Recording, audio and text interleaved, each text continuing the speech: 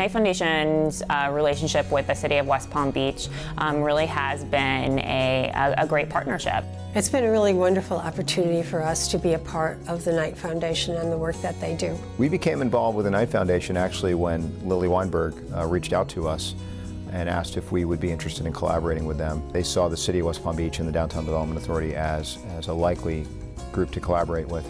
And from there it really kind of took off.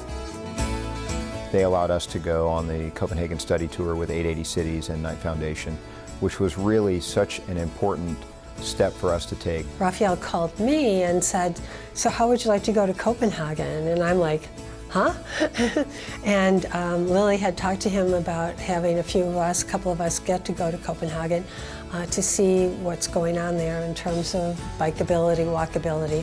So the Copenhagen study tour was really sort of a tipping point for us here in West Palm Beach in allowing us to start to shift and do things differently. We got involved with 880 Cities and really began talking about how can we make our city accessible to 8-year-olds as well as 80-year-olds. All of these sort of ideas grew out of our work with the Knight Foundation, whether they were involved directly with the idea, but they sort of planted the seed for so much of the work that we're doing here in West Palm.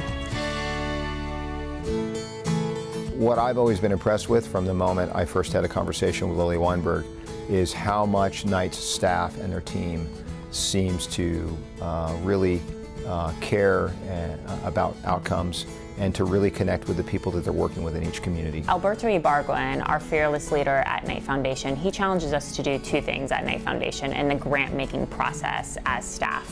One is to look for what is authentically local in our community. What is true to the community? What is authentic in our grant making? The second one is how can we create transformational change through our grant making? The Sunset Lounge was a Knight Cities Challenge winner, awarded to the city's Community Redevelopment Agency. And the Sunset Lounge is a historic jazz venue that has been in disrepair for a number of years.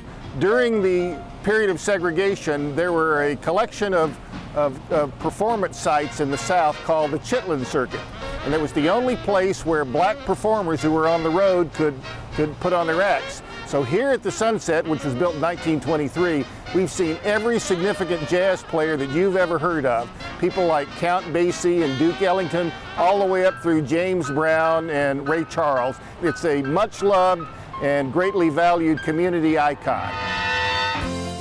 The Knight Foundation allowed what we were going to do become a much larger footprint. What our grant is doing through the Knight Cities Challenges is engaging the residents in the historic Northwest community to get their input for how the lounge, along with the grounds around the lounge, can, be a vibrant, connected place that really represents them. So with Knight's help and the city's acquisition of that property, it's going to be returned to what its former grandeur was, and it's going to become a tremendous asset for this city. In the name of the historic Northwest community in West Palm Beach, thanks Knight Foundation for helping us be good citizens. Thank you, Knight Foundation, for giving us the ability to step outside the box, to experiment, to reach far, and you're a whole lot of fun to work with too. I just want to thank the Knight Foundation for the work that they've done in our city and for being such a catalyst for innovation. Thank you, Knight Foundation.